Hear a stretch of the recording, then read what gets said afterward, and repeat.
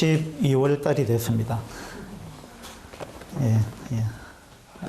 또 한 해가 얼마 남지 않았습니다. 그죠? 여러분은 주님을 얼마나 안다고 생각하세요? 아니면은, 여러분은 여러분의 배우자를 얼마나 안다고 생각하세요? 잘 모릅니까?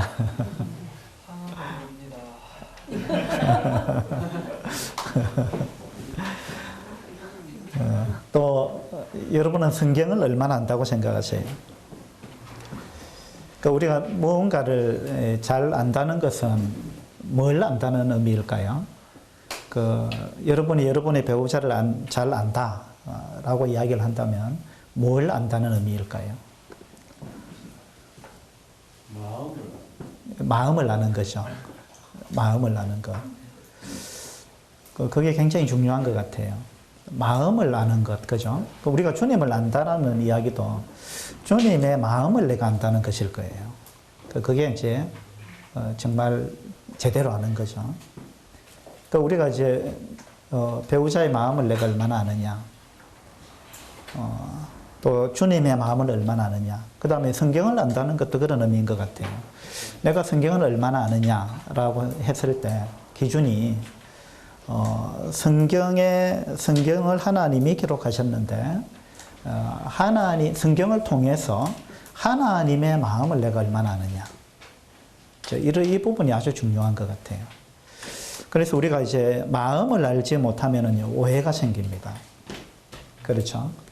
우리가 이제 문자를 주고받을 때 좀 오해가 생기기가 쉬운데, 왜 오해가 생기느냐 하면, 문자를 문자로만 읽기 때문에 그렇습니다. 그 문자 속에 담긴 그 사람의 마음을 읽어야 되는데, 우리는 그 사람의 어떤 마음을 읽기보다는 그 문자를 읽는 거죠. 그래서 문자에 오해의 소지가 있다 할지라도, 이 사람의 마음은 그렇지 않을 거다. 이제 우리 그 마음을 알아야 되는데, 그죠? 그 마음을 모르면은 우리 상당히 이제 그 사람을 오해하게 될 것입니다. 주님을 오해했던 대표적인 이러한 이제 사람들이 있었는데, 바리새인들, 또 서기관들, 이런 사람들입니다. 그래서 그들은 주님을 잘 안다고 생각했고 잘 섬긴다고 생각했는데 주님의 평가는 전혀 달랐습니다. 주님은 그들을 아주 그냥 혹평하셨습니다. 그러니까 그들은 성경을 잘 안다고 생각했는데 사실은 성경의 문자만 알았지 그 문자 속에 담겨져 있는 하나님의 마음을 몰랐던 것입니다. 그래서 이제 우리도 신앙생활 할 때 이 부분을 상당히 중요하게 생각해야 되는데, 여러분이 성경을 읽으실 때 항상 이 말씀 속에 담겨 있는 하나님의 심정이 뭘까? 하나님은 정말 어떤 마음으로 이 말씀을 하셨을까? 이걸 우리가 읽어야 되는 거죠. 예, 그 이면을 읽어야 되는 것입니다. 이게 우리가 마음이 순수하지 못하면요, 이거 잘 안 보이는 거예요.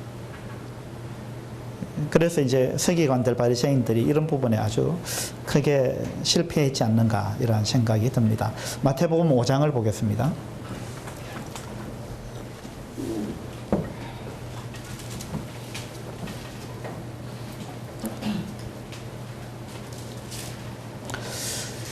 마태복음 5장 20절입니다. 20절. 내가 너희에게 이르노니 너희 의가 서기관과 바리새인보다 낫지 못하면 결코 천국에 들어가지 못하리라. 주님이 너희 의가, 이제 주님이 제자들한테 하는 이야기죠. 너희는 바리새인과 서기관보다 나아야 한다, 이런 이야기입니다. 정말 우리가 주님을 따르는 제자라면은 우리는 바리새인과 서기관보다 나아야 됩니다. 이건 굉장히 어떻게 보면 어려운 이야기예요. 이 당시 이제 바리새인들만큼 하나님 말씀을 잘 지키는 사람이 누가 있었느냐, 이렇게 이야기할 정도로 그들은 하나님 말씀을 잘 지킨다고 생각했습니다. 본인도 그렇게 생각했고 다른 사람들도 그렇게 생각했습니다. 그런데 주님은 그렇지 않다고 말씀하시는 거예요. 바리새인과 서기관들이 주님이 볼 때는 그들이 하나님을 잘 섬기는 자들이 아니라는 겁니다. 왜 그럴까요? 그들이 하나님의 마음을 잘 모른다는 겁니다. 그리고 그들이 성경을 해석하는 방법에 있어서 문제가 있다는 거예요. 그들은 성경을 해석할 때 문자만 보고 해석하는 거예요. 그 문자 속에 있는 하나님의 마음을 몰랐습니다. 그래서 이제 그 부분에 대해서 21절부터 마태복음 5장 끝까지 그들이 성경을 어떻게 잘못 왜곡했는지, 어떻게 잘못 해석했는지, 성경을 보면서 하나님을 어떻게 오해했는지, 이런 부분에 대해서 주님께서 이제 6가지 주제를 가지고 그런 부분을 짚어가고 있습니다. 21절 보시면요. 옛 사람에게 말한 바 살인하지 말라. 누구든지 살인하면 심판을 받게 되리라 하였다는 것을 너희가 들었으나, 자, 너희가 이런 이야기를 듣고 지금까지 들으면서 생활해 왔는데 누구한테 들었을까요? 서기관들과 바리새인들한테 이런 가르침을 받았다, 이런 이야기입니다. 서기관들과 바리새인들이 너희들한테 성경을 이렇게 해석해 줬는데, 그렇게 들었는데 22절에 나는 너희에게 이르노니, 자, 주님이 이걸 수정해 주시는 겁니다. 서기관과 바리새인들이 성경을 잘못 가르쳤다라는 거예요. 이 성경을 가르치는 사람들은 이 말씀이 상당히 두려운 거예요. 저도 마찬가지고. 제가 성경을 가르친다 하면서 실제로는 하나님의 마음을 제대로 전달하지 못하고 있는 것이 아닌가, 이런 생각이 상당히 두려운 것입니다. 22절에 나는 너희에게 이르노니 형제에게 노하는 자마다 심판을 받게 되고 형제를 대하여 라가라 하는 자는 공회에 잡혀가게 되고 미련한 놈이라 하는 자는 지옥불에 들어가게 되리라, 이렇게 말씀하셨습니다. 그러면 21절에 이렇게 되리라 하였다는 것을 너희가 들었으나 이랬는데, 그 다음에 22절에 나는 너희에게 말한다, 이렇게 이야기했는데, 그러면 21절에서 서기관과 바리새인들이 가르쳤던 내용하고 22절에 주님이 말씀하시는 내용, 이 살인에 관한 이야기인데 이것이 지금 해석이 다르다는 것입니다. 그죠? 그러면은 서기관과 바리새인들은 살인에 관해서 어떻게 잘못 해석한 것입니까? 어떻게 잘못 해석했죠?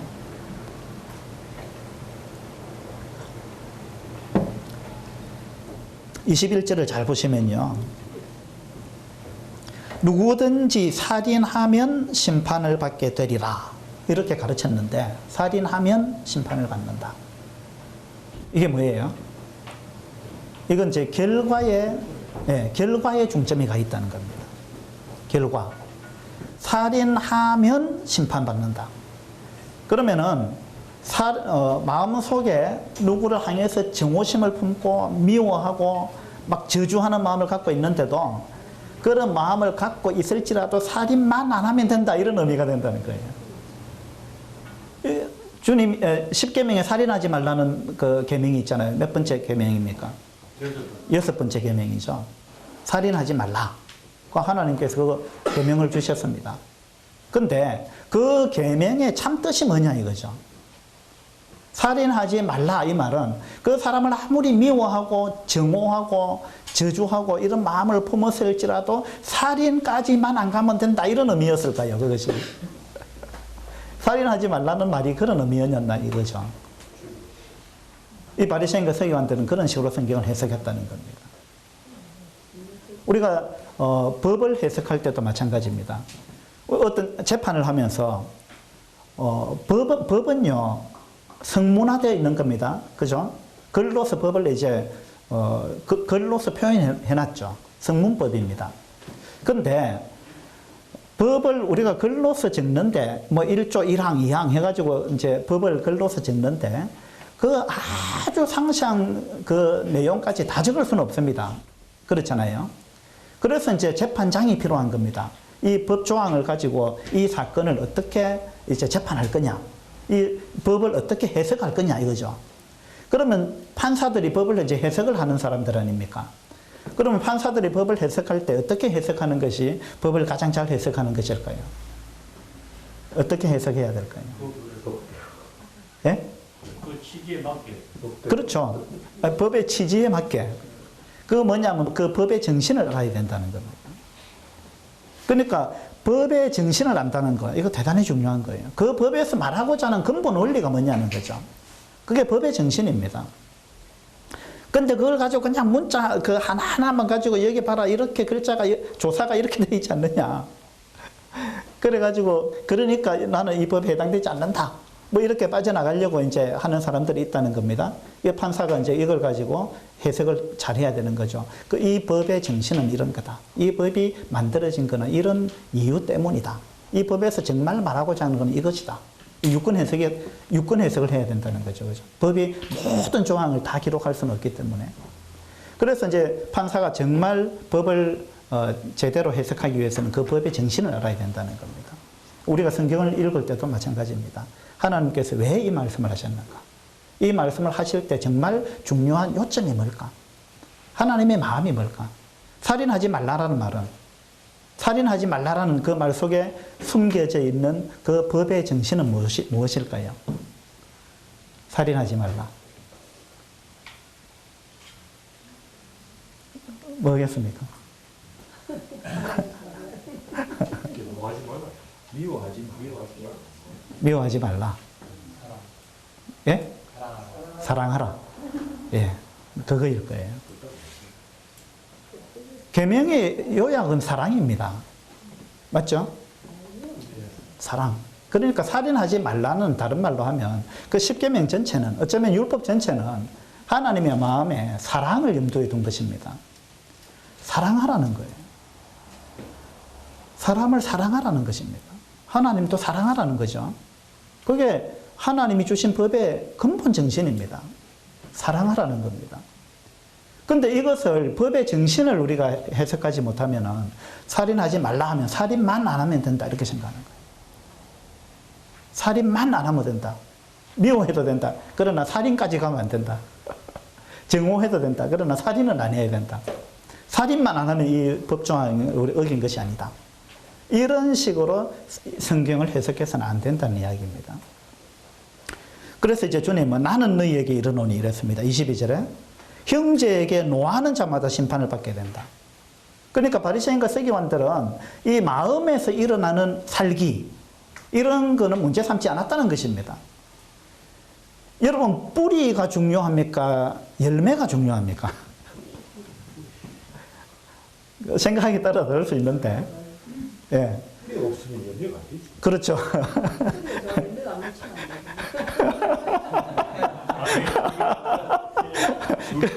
물론 이제 열매도 맺어야 되는데 열매 없는 나무가 되면 안 되잖아요. 그 열매도 맺어야 되는데 그 열매가 어디서부터 왔느냐는 거예요. 근본은 뿌리입니다. 그죠? 뿌리. 그러니까 이제 이 바리새인과 서기관들은 그 열매만 안 맺히면 된다 이렇게 생각하는 거예요. 주님은 뿌리부터가 문제라는 겁니다. 뿌리. 그죠? 그러면 살인의 뿌리가 뭐예요? 살인은 열매예요. 그 살인의 뿌리가 뭐겠습니까? 미워하는 마음이에요. 정오하는 마음이에요. 사랑이 없는 마음이에요. 그죠? 그러니까 주님은 그 미워하는 마음을 갖고 있는 그거는 살인죄하고 똑같다라고 말씀하시는 것입니다. 그건 살인의 뿌리라는 거예요. 뿌리. 미워하는 마음, 정오하는 마음. 그래서 까닭 없이 분노하는 거. 노하는 자마다 심판을 받게 된다. 이 살인죄하고 똑같은 이야기예요. 형제를 대하여 라가라 하는 자는 공회에 잡혀가게 된다. 라가라는 말은 머리가 텅 비었다 이런 이야기인데 이 당시에 예수님이 계시던 이 당시에 히브리인들이 흔히 쓰는 욕설이었어요. 욕이었습니다. 그러니까 머리가 텅 비었다. 뭐 골빈 놈아 뭐 이런 이야기예요. 야 이 멍청한 놈아, 야 이 바보야 뭐 이런 의미가 되는 것입니다. 그런 욕이에요. 그런데 그렇게 욕하는 거 그것도 살인죄와 같다고 주님은 말씀하시는 것입니다. 요즘 청소년들 또 청년들이 욕을 너무 많이 하는 것 같아요. 우리 교회 청년들은 안 그렇죠? 학생들은? 그죠? 욕을 안 하면 뭐 대화가 안 되는 것 같아요. 요즘 젊은 청년들 보면은 청소년들. 예? 그리고 뭐 그 정도 욕 그 정도야 어떨까 이렇게 생각하는 경향이 있다는 겁니다. 욕이 안 들어가고 무슨 대화가 재미가 있느냐 이렇게 생각하는지도 모르겠어요. 그러나 욕하는 거는 주님은 그 살인죄와 같다고 말씀하십니다. 욕하는 거는 그 사람의 인격을 죽이는 것입니다. 그 사람의 인격을 죽이는 거예요. 아주 무서운 것입니다. 이건 살인의 뿌리라는 것입니다. 그래서 미련한 놈이다 이렇게 하는 자도 지옥불에 들어간다. 그렇게 말씀하고 있습니다. 이 바리새인과 서기관들의 특징은요. 마태복음 23장에 보면 이 바리새인과 서기관들이 어떤 사람인지 자세하게 설명해 주고 있습니다.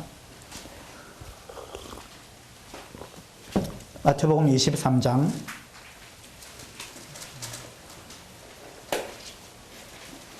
13절 보시면요. 화 있을진저 외식하는 서기관들과 바리새인들이요. 서기관들과 바리새인들을 보고 우리 주님은 화가 있을 것이다. 마태복음 5장에서는 복 있는 자는 이렇게 말씀하셨는데 정반대의 이야기를 지금 23장에서 하고 계십니다. 복이 아니고 화가 있을 것이다. 누가? 바리새인과 서기관들. 왜 그런 거예요? 그 다음에 15절 보세요. 화 있을진저 외식하는 서기관들과 바리새인들이요. 똑같은 말씀하고 있죠. 23절에도 화 있을진저 외식하는 서기관들과 바리새인들이요. 25절에도 화 있을진저 외식하는 서기관들과 바리새인들이요. 이 서기관과 바리새인의 특징이 뭡니까? 외식하는 것입니다. 외식한다. 이 말은 겉과 속이 다르다 이 말입니다. 그들은 겉과 속이 다른 사람들이었습니다. 25절 한번 볼까요? 25절 화 있을진저 외식하는 서기관들과 바리새인들이요 잔과 대접의 겉은 깨끗이 하되 그 안에는 탐욕과 방탕으로 가득하게 하는도다. 바리새인의 특징이 그런 거예요. 잔과 대접의 겉은 깨끗하게 한다는 것입니다. 그래 놓고 자기들은 깨끗하다고 이야기하는 거예요. 그런데 그 안이 더럽다는 것입니다. 그 다음에 27절에도 보면요. 화 있을진저 외식하는 서기관들과 바리새인들이여 회칠한 무덤 같으니 겉으로는 아름답게 보이나 그 안에는 죽은 사람이 뼈와 모든 더러운 것이 가득하도다. 회칠한 무덤 같다. 그 무덤의 바깥에 뭐 회를 칠했다. 단장을 했다는 거예요. 페인트 칠을 했다 이런 의미입니다. 그러니까 깨끗하게 페인트 칠을 했는데 그 안에는 썩은 것이 가득 차 있다. 그런 이야기입니다. 그러니까 바리새인과 서기관들의 이 사람들의 특징은요. 겉과 속이 다르다는 거예요. 그들은 겉을 중시했다는 것입니다. 그 주님은 속을 보시는 분입니다. 사람은 외모를 보거니와 나 여호와는 중심을 본다. 주님은 그렇게 말씀하셨습니다. 그래서 살인에 관해서 그들은 살인만 안 하면 된다 이런 어떤 생각을 갖고 있었는데 또 그렇게 가르쳤는데 주님은 그렇지 않다. 너희 마음에 무슨 생각을 하고 있느냐. 마음에 누군가를 미워하지 않느냐. 누구를 증오하지 않느냐. 그렇다면 너희들은 살인한 거다. 주님은 그렇게 말씀하셨습니다. 그 다음에 마태복음 5장으로 다시 돌아가서 27절을 보도록 하죠. 5장 27절. 또 간음하지 말라 하였다는 것을 너희가 들었으나 나는 너희에게 이르노니 음욕을 품고 여자를 보는 자마다 마음에 이미 간음하였느니라. 이 간음에 관해서도 마찬가지입니다. 이 바리새인과 서기관들은 마음으로 뭐 음욕을 품는 거 그거는 죄라고 인정 안 했다는 것입니다. 실제 몸으로 간음을 해야만 그 간음하지 말라는 10계명의 7번째 계명이죠. 그 계명을 어겼다 이렇게 이제 생각하고 그렇게 가르쳤습니다. 그런데 주님은 마음을 보시는 거예요. 뿌리를 보신다는 겁니다. 그래서 음욕을 품고 여자를 보면 그건 간음한 거라는 거예요.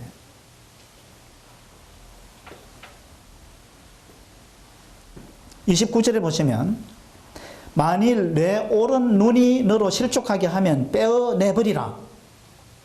자, 오른 눈이 너로 실족하게 하면 이 보는 거 이거 조심해야 됩니다.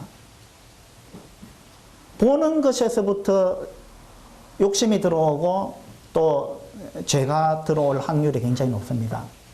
보는 것. 다윗도 보는 것에서부터 간음죄를 저질렀습니다. 그죠? 보는 것. 무엇을 보느냐? 어떤 마음으로 보느냐? 이게 중요한 건데. 하와도 이제 선악과를 보고, 그죠? 욕심이 들어왔습니다. 그 견물생심이다 이런 말이 있는데. 그래서 우리 보는 거 조심해야 됩니다. 잠언에 보면 잠언입니까 전도서입니까? 한번 볼까요?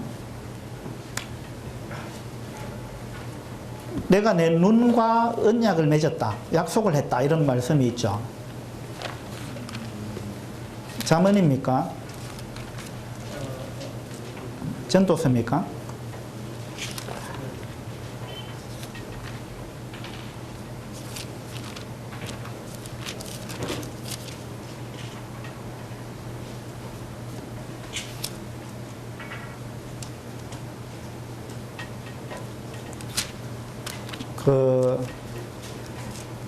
내 눈이 어찌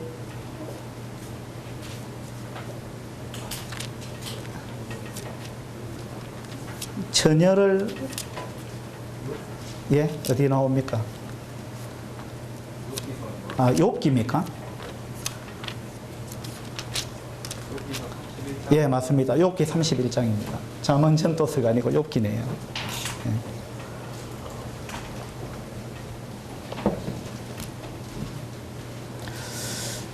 욥기 31장을 보시면 내가 내 눈과 약속하였나니 어찌 처녀에게 주목하랴 이런 말씀이 있습니다. 내가 내 눈과 약속하였나니 여러분 눈하고 약속을 하시는 게 좋습니다. 예. 내가 봐서는 안 될 거 그거 안 보겠다 하고 이제 자기 눈하고 약속할 필요가 있는 거예요. 내가 내 눈과 약속하였나니 어찌 처녀에게 주목하랴. 그래서 엉뚱한데 우리가 관심을 가지고 욕심을 가지고 그런 욕심에 찬 눈으로 음탕한 눈으로 뭔가를 보는 걸 즐겨하는 것 이걸 우리가 내 눈과 약속을 해서 그걸 금해야 된다는 것입니다.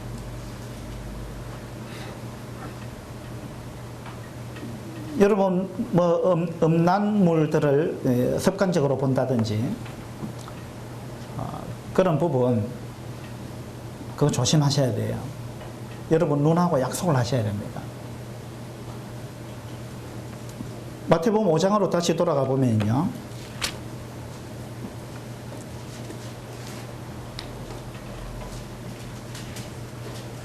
(29절에) 5장 29절에 만일 너의 오른 눈이 너로 실족하게 하거든 빼어내버리라 이랬습니다.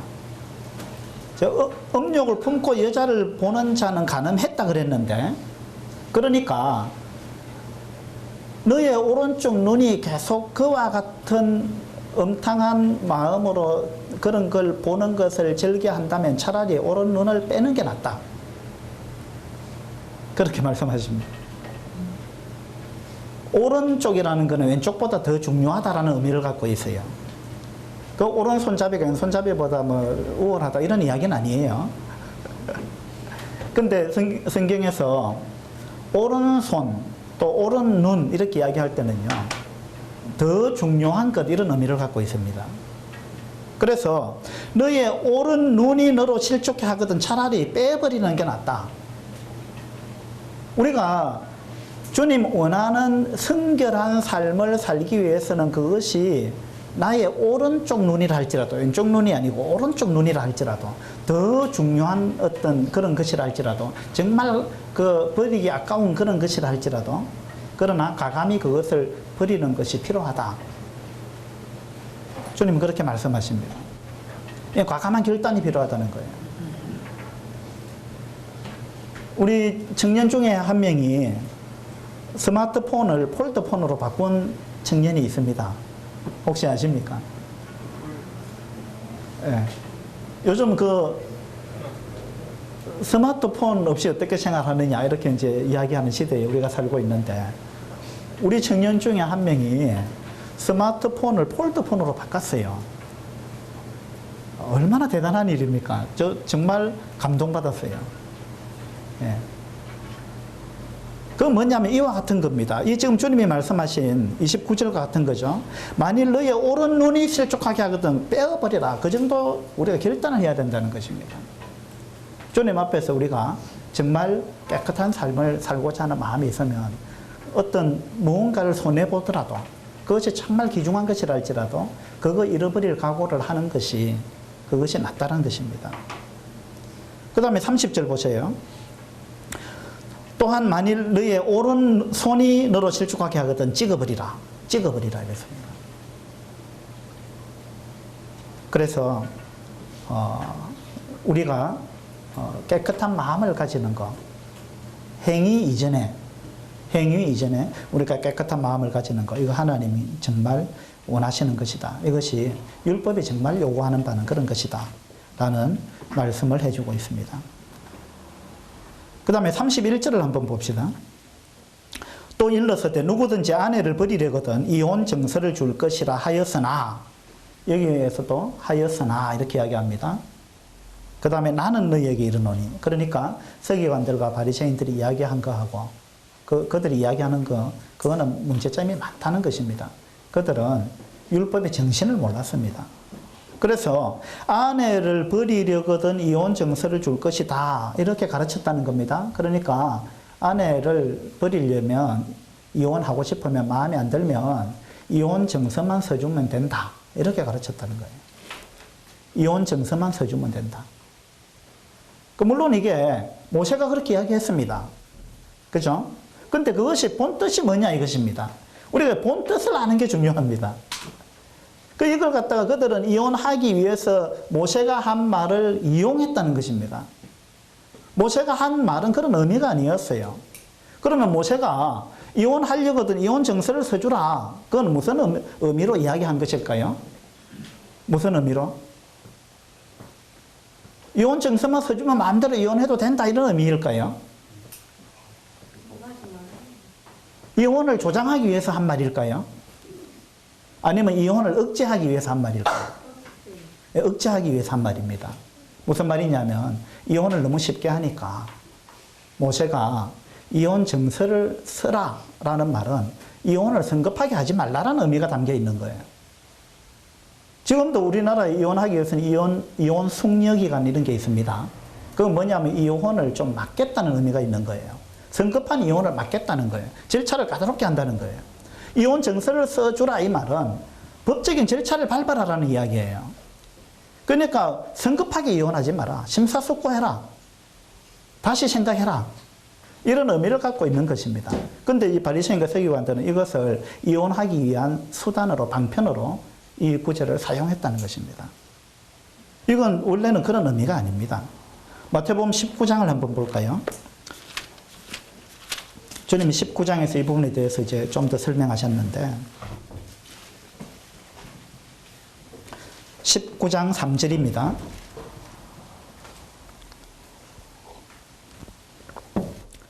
바리새인들이 예수께 나와 그를 시험하여 이르되 사람이 어떤 이유가 있으면 그 아내를 버리는 것이 옳으니까.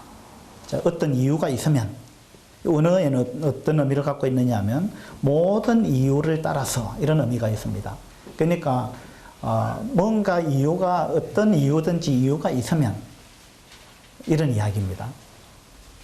그러니까 이혼할 만한 내 마음에 안 드는 구석이 있으면 이런 이야기예요. 그러니까 거기에는 정죄를 못 지켰다 이런 거는 말할 것도 없고, 그 외에 외모, 성격, 또 요리를 잘못한다 등등 이런 것들을 가지고 이혼할 만한 어떤 이유가 있으면 그 아내를 버리는 것이 옳으냐 이렇게 이제 질문을 한 것입니다.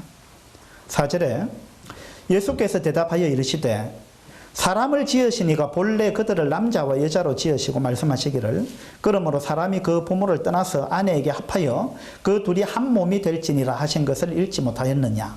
그런즉 이제 둘이 아니요 한 몸이니 그러므로 하나님이 짝지어 주신 것을 사람이 나누지 못할지니라. 자, 주님의 대답은 결혼은 하나님이 제정하신 거다. 그리고 이제 결혼하면 둘이 하나다. 그죠? 한 몸이다. 한 몸을 나눌 수 없다. 그렇게 이야기하셨어요. 한 몸을 나눌 수 없다. 이혼은 하나님의 뜻이 아닙니다. 이혼은 하나님의 뜻이 아니에요. 그 다음에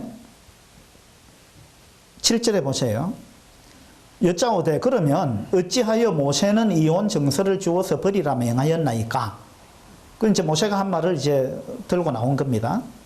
8절에 예수께서 이르시되 모세가 너희 마음의 완악함 때문에 아내 버림을 허락하였거니와 본래는 그렇지 아니하니라.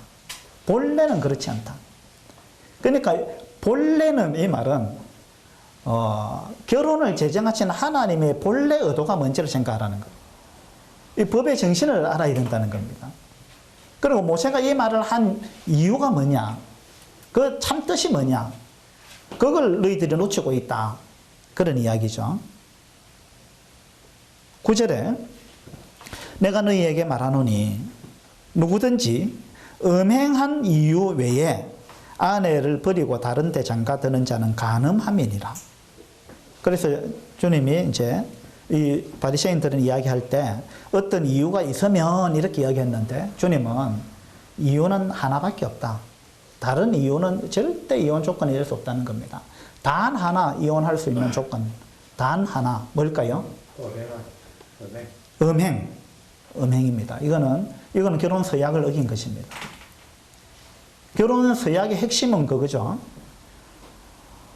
이 사람을 너의 배우자로, 당신의 배우자로 맞이해서 평생 동안 정절을 지키고 한 사람에게만 충성하겠느냐? 한 사람에게만 충성하겠느냐? 결혼의 서약의 핵심이잖아요. 그런데 정절을 지키지 못했다, 음행을 했다라는 말은 결혼 서약 자체를 무너뜨린 것입니다. 이 결혼에 있어서 이것만큼 중요한 건 없는 것입니다. 그죠? 그래서 그거 외에는 이혼 사유가 없다. 주님이 그렇게 말씀하셨습니다. 그거 외에는 어떤 경우도 이혼 사유가 될 수 없다. 그래서 이미 결혼하신 분들은요, 배우자가 음행하지 아니한 다음에는 어떤 이유가 있어도 이혼해서는 안 됩니다. 이게 하나님의, 결혼을 제정하신 하나님의 마음입니다. 결혼하실 분들, 결혼을 앞두고 있는 분들, 아직 결혼 안 하신 우리 청년들, 학생들, 결혼에 대해서 반드시 이 부분을 마음에 두셔야 됩니다. 결혼하면 이혼할 수 없다. 결혼하면 이혼해서는 안 된다. 이혼할 수 없다. 그걸 여러분 생각하셔야 됩니다. 단 하나, 배우자가 음행했을 때는 이혼할 수 있다. 그러나 그것도 배우자가 음행했을 때 이혼할 수 있다는 것도 그 말씀 속에 담긴 하나님의 또 본뜻을 알아야 됩니다. 뭘까요? 음행하면 이혼할 수 있다라는 말은 배우자가 음행하면 이혼해라라는 말입니까?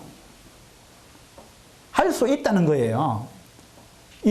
배우자가 음행했으면 무조건 이혼해라. 그런 의미는 아니에요.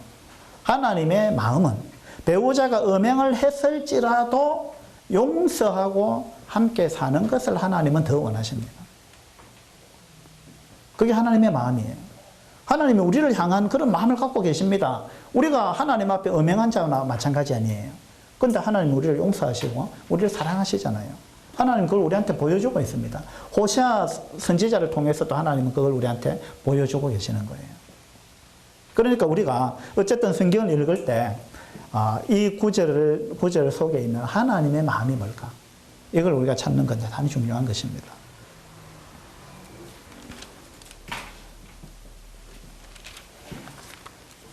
주님은 음행한 이유 없이는 절대 이혼할 수 없다.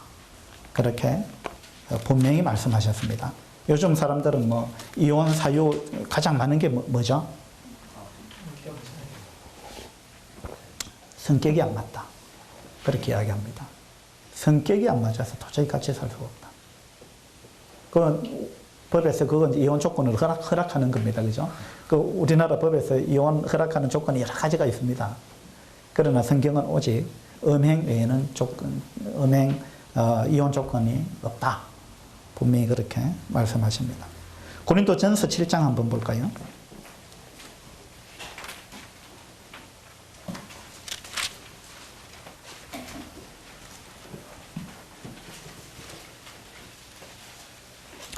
고린도전서 7장 10절입니다. 10절. 결혼한 자들에게 내가 명하노니 여자는 남편에게서 갈라서지 말고, 여자는 남편에게서 갈라서지 말고, 남자는 아내에게서 갈라서지 말고, 같은 말입니다. 여자는 남편에게서 갈라서지 말고 만일 갈라섰으면 그대로 지내든지 다시 그 남편과 화합하든지 하라. 남편도 아내를 버리지 말라. 예.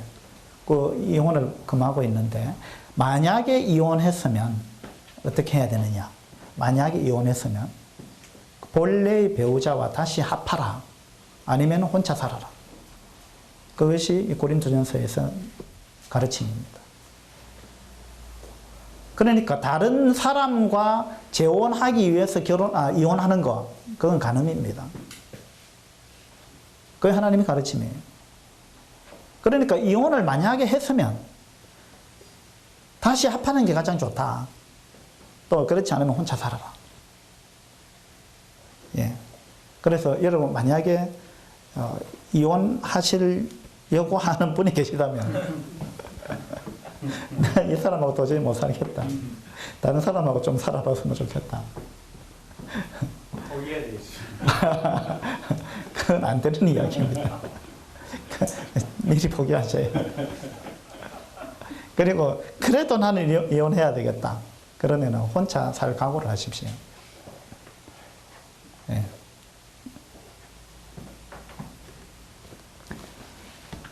15절을 보시면요. 15절. 혹 믿지 아니하는 자가 갈리거든 갈리게 하라. 형제나 자매나 이런 일에 구애될 것이 없느니라. 이건 뭐냐 하면은, 결혼하고 나서 한쪽이 이제 주님을 믿었다는 겁니다. 한쪽은 구원받았는데 한쪽이 주님을 안 믿어요. 그럼 그런 경우 어떻게 해야 되느냐? 그런 경우 내 배우자가 하나님을 믿지 않는다는 그것 때문에 이혼해서는 안 된다는 이야기를 그 앞구절에서 이야기하고 있습니다. 12절, 13절, 14절 그 내용이죠. 그래서 결혼해서 살다가 나는 구원받았는데 그래서 나는 신앙생활을 하는데 내 배우자는 절대 동조 안 한다는 겁니다. 신앙이 다르다는 거죠. 그거 안 믿는다는 거예요, 끝까지. 그런 경우 그 배우자를 내가 버릴 수 있느냐? 버릴 수 없습니다. 그건 버려서는 안 된다고 이야기하고 있습니다. 그런데 15절의 말씀은 믿지 않는 배우자가 믿지 않는 쪽에서 믿는 나를 향해서 자꾸 이혼하자고 요구해 오면 내가 이혼을 요구할 수는 없는데 믿지 않는 배우자가 나를 향해서 자꾸 같이 못 살겠다. 내 당신하고 신앙이 달라서 못 살겠다. 하고 이혼을 요구해 오면 그건 이혼할 수 있다라는 이야기입니다. 그러니까 이제 주님이 하신 말씀하고 고린도전서 7장 말씀을 통해서 보게 될 때 이혼할 수 있는 조건 딱 두 가지입니다. 그죠? 하나는 배우자가 음행했을 때입니다. 또 하나는 내 배우자가 신앙을 지속적으로 거부하고 그 신앙으로 하나가 안 되고 사사건건 부딪히죠. 신앙이 다르면 참 골치 아픕니다. 근데 그 배우자가 나하고 같이 못 살겠다. 이혼하자. 자꾸 요구한다는 거예요. 이 두 가지, 이 두 경우 이혼할 수 있습니다. 근데 15절 끝부분에 보세요. 그러나 이렇습니다. 그러나 하나님은 화평 중에서 너희를 부르셨느니라. 그래서 그러나 이게 중요합니다. 할 수 있다. 그러나 안 하는 게 낫다. 라는 의미가 포함되어 있는 거죠. 할 수 있다. 그러나 그렇게 안 하는 것이 좋다. 그래도 용납하고 기다려주고 그렇게 사는 것이 낫다라는 의미가 될 것입니다. 우리가 보는 것 이거 상당히 중요한데요. 보는 것은 항상 우리가 뭘 많이 보느냐 따라 가지고 그 보는 것이 우리한테 엄청난 영향을 미칩니다. 그래서 특별히 우리 청년들, 청소년들 여러분이 봐서는 안 될 걸 자꾸 보고 있다면 그걸 오른손을 찍어버리듯이 그런 결단을 하셔야 됩니다. 스마트폰을 폴더폰으로 바꾸는 결단이 필요한 거예요. 예. 오른 눈을 빼버리는 것 같은 그런 결단이 필요합니다. 여러분 그런 결단을 하시면 좋겠습니다. 33절을 보겠습니다. 5장 33절 마태복음 5장 33절 또 옛사람에게 말한 바 헛맹세를 하지 말고 내 맹세한 것을 주께 지키라 하였다는 것을 너희가 들었으나 그렇게 하였다는 것을 너희가 들었으나 나는 너희에게 이르노니 도무지 맹세하지 말지니 하늘로도 하지 말라. 이는 하나님의 보좌임이요. 땅으로도 하지 말라. 이는 하나님의 발등상임이요. 예루살렘으로도 하지 말라. 이는 큰 임금의 성임이요. 내 머리로도 하지 말라. 이는 내가 한 트럭도 희고 검게 할 수 없음이라. 그래서 이제 맹세에 관해서도 그들은 이제 말씀을 조금 더 왜곡시켰습니다. 하나님의 이름으로 맹세하면 무슨 일이 있어도 지켜야 된다. 그러나 하나님의 이름으로 맹세하지 아니한 거는 안 지켜도 된다. 라는 쪽으로 해석을 했다는 거예요. 그래서 그들이 맹세는 하면서 이 법을 피해가기 위해서 하나님의 이름으로 맹세 안 하는 거예요. 그럼 무엇으로 맹세했을까요? 예? 예. 내가 하늘을 두고 맹세한다. 그러니까 하나님은 싹 빼버리고 하늘을 두고 맹세한다. 하나님 이름으로 맹세한다는 말이나 하늘을 두고 맹세한다는 말이나 사실 같은 거예요. 근데 그들이 단어를 살짝 바꿔가지고 내가 하늘에 맹세하건대 이러면서 그러면서 나중에 못 지켰을 때 뭐라고 합니까? 나 하나님 이름으로는 맹세 안 했다. 그렇게 이야기한다는 거예요. 아주 얄팍한 겁니다. 그죠? 그 다음에 내가 예루살렘 성전을 두고 맹세한다. 뭐 이래놓고 내가 하나님 이름으로는 맹세 안 했다. 이렇게 이야기한다는 겁니다. 아주 뭡니까? 얄팍한 그런 계산적인 거죠. 우리가요, 주님이 지금 마태복음 5, 6, 7장 이 산상수훈에서 우리한테 말씀하시는 거는 그리스도인이라면 이런 식으로 살면 안 된다. 그리스도인의 삶의 원리는 순결해야 된다. 그죠? 그렇게 뭔가 밑에 뒤에 감추어 놓고, 예? 겉은 말은 이렇게 하면서 속은 딴 마음을 갖고 있고, 막 그냥 계산적이고, 막 이런 거는 우리 그리스도인의 생활 원리와는 안 맞다는 것입니다. 주님이 이 말씀들을 통해서 우리한테 하고 싶은 말씀은 네가 순수해야 된다. 세상 사람들은 아주 음흉하고 계략적이고 그런 것이 다반사라 할지라도 나를 따르는 천국의 백성들은 그렇게 해서는 안 된다는 겁니다. 우리가 순수한 마음을 가져야 된다는 거예요. 여러분, 우리가 이 순수성을 잃어버리면 심각해집니다. 우리가 구원받았다 할지라도 순수성을 잃어버릴 수 있습니다. 이거 굉장히 위험한 거예요. 이 바리새인처럼 돼버리는 것입니다. 바리새인의 특징이 형식주의자거든요. 우리가 겉으로는 신앙생활 잘하는 것 같은데 내 마음이 정말 그러하냐 이 말입니다. 우리가 주일날 예배 시간에 참석은 잘하는데 어떤 마음으로 참석하느냐, 이거 더 중요하다는 겁니다. 어떤 마음으로. 정말 내가 주님을 사랑해서 나오느냐 이거예요. 기도는 번지르하게 하는데 그 기도가 정말 내 마음이 담긴 기도냐는 거예요. 정말 주님을 사랑하기 때문에 기도하고, 주님을 사랑하기 때문에 성경을 읽고, 주님을 사랑하기 때문에 예배를 드리고, 주님을 사랑하기 때문에 우리가 교회에서 봉사하고 이웃을 섬기고, 그 동기가 정말 사랑이냐는 것입니다. 사랑 없이도 이렇게 할 수 있어요. 그게 바리새인들입니다. 바리새인들은 외식하는 자들이. 그래서 주님은 네가 정말 순수한 마음을 갖고 있느냐, 동기가 뭐냐, 주님 이것을 우리한테 물으시는 것입니다. 오늘 우리가 이런 부분을 돌아봐야 될 겁니다. 형식은 대단히 위험한 것입니다. 뭔가 계속해서 오랜 세월 동안 지속되다 보면은 처음에는 안 그랬는데 나중에는 형식만 남고 알맹이가 사라져버리는 경우들이 많이 있다는 것입니다. 우리도 그럴 수 있습니다. 그래서 여러분이 나이가 많든 적든 간에 나이가 들어가면은요, 형식주의에 빠질 확률이 높습니다. 왜냐하면 똑같은 걸 계속 반복하다 보니까. 그럼 자기도 모르게 형식만 남게 되는 경우가 많다는 것입니다.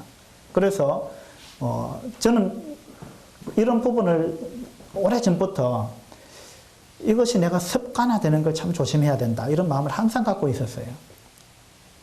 습관적으로 기도하는 거, 마음은 없는데 습관적으로 예배드리는 거, 이걸 조심해야 된다는 겁니다. 물론 좋은 습관을 가지는 것은 좋은데 그것이 형식적으로 흐르면 안 된다는 거죠. 그래서 저는 기도할 때 가능하면 똑같은 내용으로 기도할지라도 가능하면 단어를 좀 바꾸려고 저는 애를 씁니다. 왜냐하면 그래야 내 마음이 새로워지기 때문에. 똑같은 단어로 기도하시지 말고 여러분 한번 노력해 보세요. 똑같은 내용이라 할지라도 단어를 좀 바꿔보세요. 자꾸. 단어를 바꾸는 거 이거 뭐냐면 내가 매너리즘에 빠지지 않겠다는 그런 이제 의지가 포함되어 있는 거죠. 자녀들한테 이야기할 때도 마찬가지예요. 똑같은 내용일지라도 단어를 바꿔서 이야기하면은 그 잔소리가 아닌데 똑같은 단어로 똑같이 말하면 그건 이제 잔소리가 되는 거예요. 그죠? 그래서 우리가 이 형식주의에 빠지지 않도록 상당히 조심할 필요가 있는 것입니다. 디모데전서 한번 볼까요?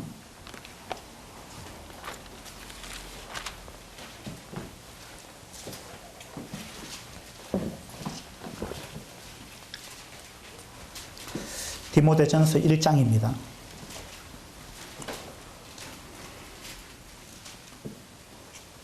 1장 5절 보겠습니다. 5절. 이 교훈의 목적은 청결한 마음과 선한 양심과 거짓이 없는 믿음에서 나오는 사랑이거늘. 이건 정말 중요한 내용입니다. 우리가 구원받은 걸로 끝나는 것이 아니라 하나님이 원하는 게 이런 것입니다. 우리가 청결한 마음으로 살기를 원하는 것입니다. 우리 마음이 어떠냐는 거예요.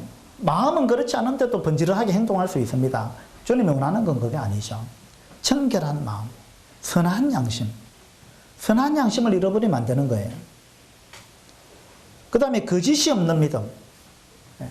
이게 다 순수한 걸 지금 이야기하는 거죠. 이런 것에서 나오는 사랑이다. 그런 결론은 사랑입니다. 사랑.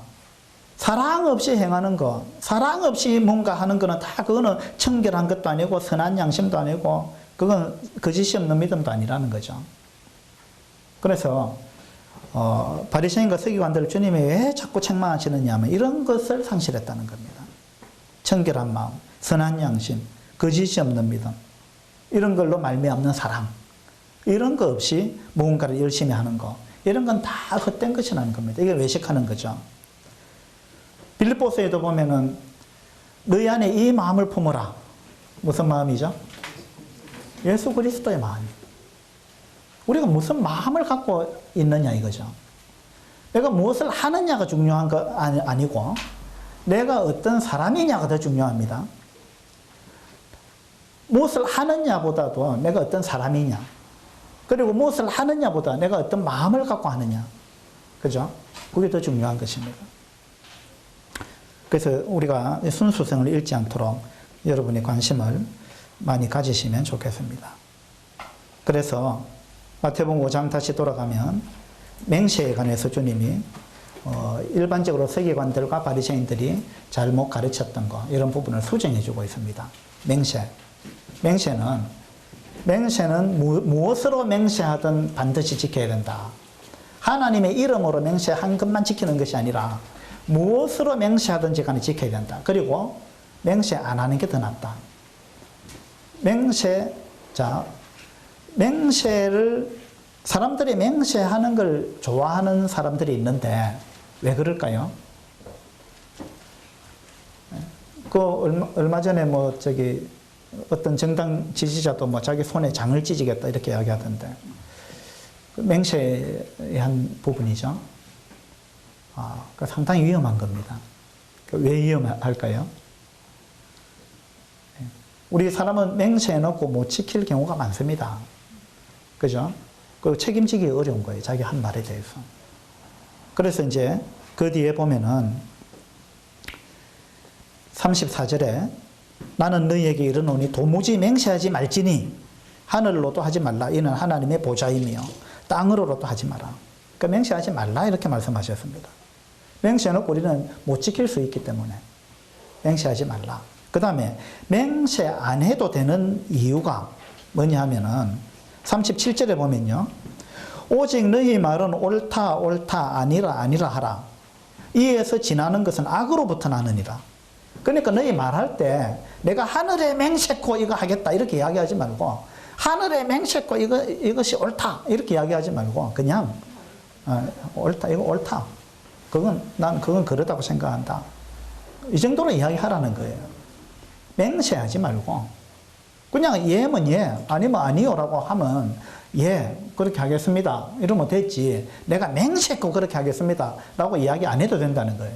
왜냐하면, 맹세를 한 말이든, 맹세 안 하고 내가 예, 그렇게 하겠습니다라고 한 말이든, 그 말이 진실해야 된다는 거예요. 그 말이 진실하다면 내가 맹세 안 해도 예, 그렇게 하겠습니다 했으면, 그리스도인은 맹세 안 해도 내가 그렇게 하겠습니다 하면 그거 지키는 사람이 그리스도인이라는 거예요. 그 맹세 안 해도 그 말을 신뢰할 수 있는 사람, 그게 그리스도인이에요. 그죠? 그 맹세하기 좋아하는 사람들은 뭘까요? 맹세하기를 좋아하는 사람들은 보면은 대체적으로 자기 말을 잘 안 지키는 사람이에요.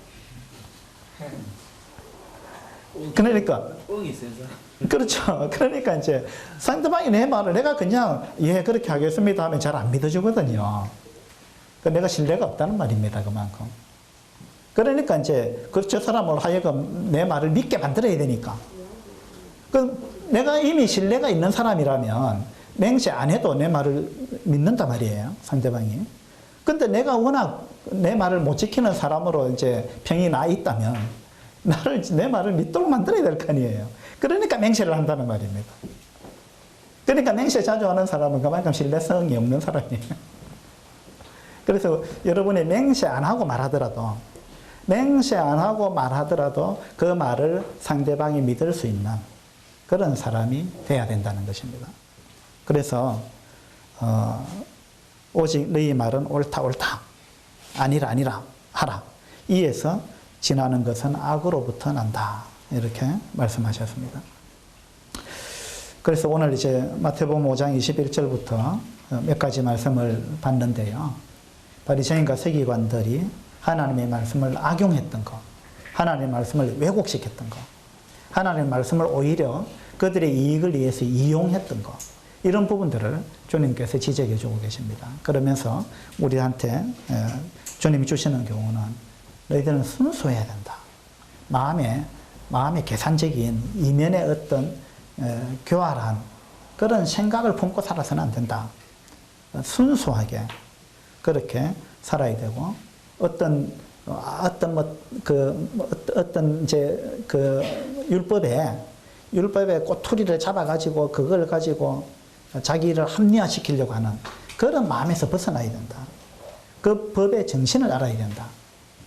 너희들이 하나님의 마음을 알고 사는 것, 그것이 옳은 것이고 그것이 순수한 것이고 하나님이 원하는 것은 바로 그런 것이다 라고 우리한테 교훈을 주시지 않나 이렇게 생각이 됩니다.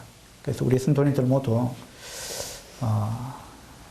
세월이 지나도 여전히 저 사람은 순수하다 이런 말을 들을 수 있으면 좋겠습니다. 기도합시다. 아버지 하나님, 우리가 바리새인이나 서기관들처럼 되지 않도록 도와주시기 바랍니다. 우리는 알게 모르게 형식화되고 또 순수성을 잃어버리고 그렇게 될 확률이 많은 이러한 자들입니다. 우리가 주님을 알므로 인해서 더욱더 순수해질 수 있도록 도와주시길 바랍니다. 주님의 심정을 헤아리는 그러한 자들이 될 수 있도록 도와주시기를 바랍니다. 귀한 교훈 감사드릴 때 우리 주 예수 그리스도 이름으로 기도드립니다. 아멘. 수고하셨습니다. 예배드리는 시간 가지겠습니다.